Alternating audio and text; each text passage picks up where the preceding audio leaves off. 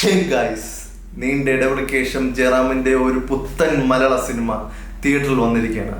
ആശകൾ ആയിരം.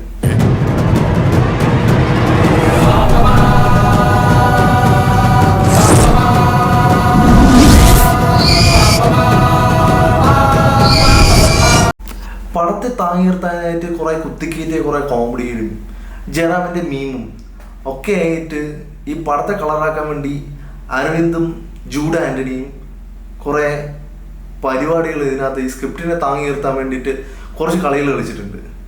അത് നമ്മുടെ ഒരുവിധം ബോറടിക്കാതെ ഈ സിനിമ കണ്ടിരിക്കാൻ പറ്റും. പിന്നെ ഇതിനകത്തുള്ള കുറെ ഇമോഷണൽ ട്രാക്കും ഇതിനകത്തുള്ള ഡ്രാമയും ഒട്ടുമുക്കാലും വർക്കൗട്ട് ആയിട്ടില്ല എന്ന് വേണമെങ്കിൽ പറയാം.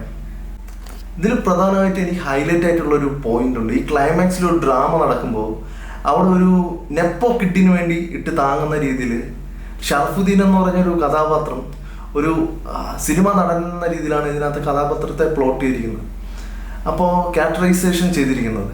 അപ്പോൾ ഇയാൾ നെപ്പോ കിഡിനിട്ട് താങ്ങുന്ന രീതിയിൽ ഒരു ഡയലോഗ് കീച്ചുന്നുണ്ട്. അത് എനിക്ക് അങ്ങോട്ട് പിടിച്ചു. സത്യം പറയാമല്ലോ, സിനിമ ഇൻഡസ്ട്രിയിൽ അതൊരു താങ്ങ് തന്നെയാണ്. ഇതിനകത്തുള്ള കുറേ ഡ്രാമ സീക്വൻസ്, കാളിദാസും ജയറാമുമായിട്ടുള്ള കുറേ സീക്വൻസ് ഉണ്ട്. കാളിദാസും ജയറാമും അച്ഛനും മകനുമാണ്. പക്ഷെ അച്ഛനും മകനുമായിട്ടുള്ള ഒരു ബോണ്ടിങ് അത്രമാത്രം വർക്കൗട്ട് ആവാൻ വേണ്ടി ഡയറക്ടർ അധികം ശ്രമിച്ചിട്ടില്ല എന്ന് വേണമെങ്കിൽ പറയാം. നമുക്ക് അത്രയും പഴയ ഇപ്പം വീണ്ടും ചില വീട്ടുവിശേഷങ്ങളൊക്കെ പോലുള്ള സിനിമകളെ കമ്പയർ ചെയ്തുകൊണ്ട് ഒരിക്കലും ഈ സിനിമ കാണാൻ വേണ്ടി ആരും വരരുത്. ലോഹിദാസിന്റെ സ്ക്രിപ്റ്റിൽ സത്യനന്ദിക്കാട് ഡയറക്ട് ചെയ്ത ആ സിനിമകളെ പോലുള്ള ഒരു സിനിമ നമുക്ക് ഇനി കാണാനേ കഴിയത്തില്ല. അപ്പോൾ അതൊക്കെ ആ ബോണ്ടിങ് അച്ഛനും മകനുമായിട്ടുള്ള ബോണ്ടിങ് ഒന്നും വെച്ച് കണ്ടിട്ട് ഈ സിനിമ കാണാൻ വരരുത്. കാര്യം ഇതിൻ്റെ ലാസ്റ്റ് ഒരു ഡയലോഗ് അതിലെ ഒരു മെയിൻ ഡയലോഗ് തന്നെ പറയുന്നുണ്ട്. അപ്പോൾ എനിക്ക് ഡ്രാമ സീക്വൻസ് ഒട്ടും കണക്റ്റ് ആയിട്ടില്ല. ഡ്രാമയൊക്കെ എനിക്ക് ഭയങ്കര ഫെയിലിയർ ആയിരുന്നു. അത് അഭിനയത്തിൻ്റെ കുറവ് തന്നെയാണ്. ഞാൻ ജയറാമിനെ അല്ല, കാളിദാസ് ജയറാമിൻ്റെ ഒരു അഭിനയത്തിൻ്റെ ഒരു അങ്ങോട്ട് സെറ്റായില്ലെന്ന് വേണമെങ്കിൽ പറയാം.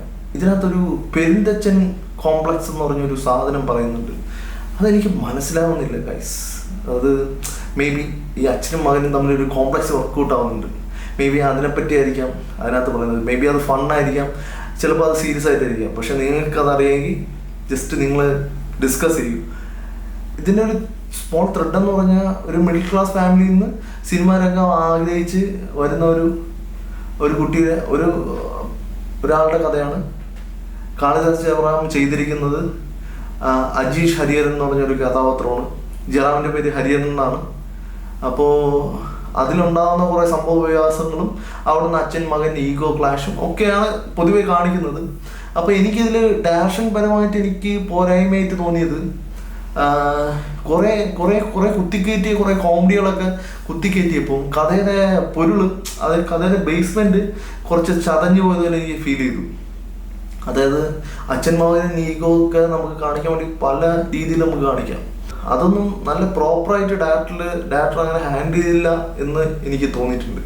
പിന്നെ ഇതിനകത്തുള്ള ഡ്രാമ സീനുകൾ അത് പ്രോപ്പറായിട്ട് വളരെ കുറച്ച് ഡ്രാമ സീന് മാത്രമേ ഉള്ളൂ. അപ്പോൾ ആ സീന് കുറച്ചും കൂടെ ഇംപ്രവൈസ് ചെയ്ത് നല്ല രീതിയിൽ എടുക്കാമെന്ന് എനിക്ക് തോന്നി. ഇപ്പോൾ കാളിദാസ് ജയറാം ആണെങ്കിലും ഓവറോൾ എല്ലാവരും എനിക്ക് തോന്നുന്നു ഒട്ടുമുക്കാൽ പേരും കാളിദാസ് ജയറാമിൻ്റെ അഭിനയത്തെക്കുറിച്ച് നല്ലത് പറയാൻ സാധ്യതയില്ല. അത് ഡയറക്ടറിൻ്റെ ഒരു പിഴവ് തന്നെയാണ്. കാര്യം ആക്ടർ അഭിനയിക്കുന്നത് ഫസ്റ്റ് ഓഫ് ഓൾ കാണുന്നത് ഡയറക്ടറാണ്. അപ്പോൾ ഇംപ്രവൈസേഷൻ ചെയ്യാൻ വേണ്ടി നിർബന്ധിക്കുന്നുണ്ടത് ഡയറക്ടർ തന്നെയാണ്. അപ്പോൾ നമുക്ക് കാളിദാസ് ജയറാമിനെ നമുക്ക് അങ്ങനെ കുറ്റം പറയാൻ പറ്റത്തില്ല. എനിവേ പുള്ളിക്കാരൻ ഇനിയും ഈ സിനിമ കണ്ടിട്ട് നെക്സ്റ്റ് സിനിമയിൽ ഇംപ്രവൈസ് ചെയ്യുമെന്ന് ഞാൻ വിചാരിക്കുന്നു. ഈ ഫസ്റ്റ് ഹാഫൊക്കെ ഇങ്ങനെ ഓരോ കാര്യങ്ങളൊക്കെ ഇങ്ങനെ പറഞ്ഞു പോകുമ്പോൾ കുറച്ച് ഫാസ്റ്റ് ആവുന്നുണ്ട്. ഒരു മിഡിൽ ക്ലാസ് ഫാമിലി പോർട്രേറ്റ് ചെയ്യുമ്പോൾ നമുക്ക് ഫീൽ ചെയ്യണം ഒരു മിഡിൽ ക്ലാസ് ഫാമിലിയാണ്, കുറച്ചും കൂടെ ഇൻഡെപ്തിലോട്ട് ഫീൽ ചെയ്യണം. അപ്പോൾ അതൊന്നും ഒരു സിനിമ ഡയറക്ടർ എന്ന രീതിയിൽ അതൊന്നും പോർട്രേറ്റ് ആയിട്ടില്ല എന്നെനിക്ക് തോന്നിയിട്ടുണ്ട്. ഒരു മിഡിൽ ക്ലാസ് ഫാമിലിയുടെ ഒരു ഫീല് നമുക്ക് ഉണ്ടാക്കി എടുക്കണം. അപ്പോൾ അതൊന്നും അങ്ങനെ ഒരു അമച്ചർ രീതിയിലായിരുന്നു അതൊക്കെ നമുക്ക് ഓഡിയൻസിലോട്ട് എത്തിക്കുന്നത്. അപ്പം അത് ഇംപ്രവൈസ് ചെയ്തിരുന്നെങ്കിൽ നന്നായിരുന്നേനെ എന്ന് എനിക്ക് തോന്നിയിട്ടുണ്ട്. ജയറാമിൻ്റെ അഭിനയം ചില സീക്വൻസിലൊക്കെ സീനിലൊക്കെ ഭയങ്കര രസമായിരുന്നു. അതായത് ഒരു തുടക്കം തുടങ്ങിയിട്ട് ഒരു ചെറിയൊരു മേജർ സീക്വൻസിനകത്ത് ഒരു സിനിമയിൽ ചെറിയ ഒരു റോൾ അഭിനയിക്കാൻ വേണ്ടി സാഹചര്യം ഉണ്ടായി. ഒരു സിറ്റുവേഷനിൽ പുള്ളിക്കാരൻ അഭിനയിക്കേണ്ടി വരുന്നു.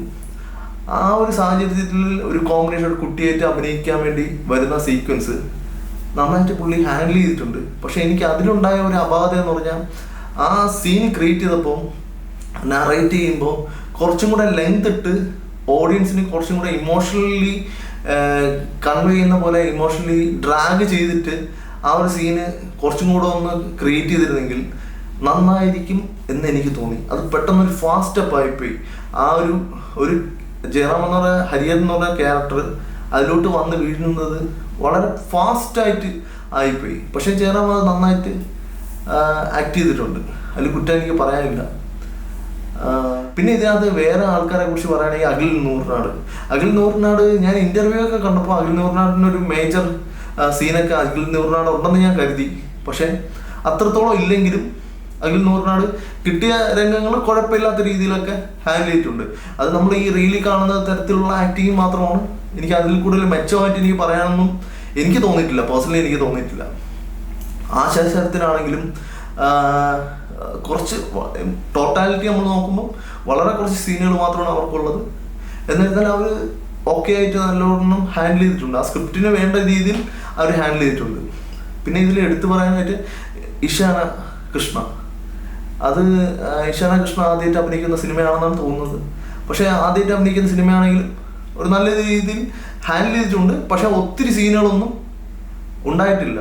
അത് നമുക്ക് ഇമോഷണൽ ട്രാക്ക് ഒറ്റ മൂഡ് പിടിച്ച് അങ്ങ് കംപ്ലീറ്റ് ചെയ്യുകയാണ് സിനിമ.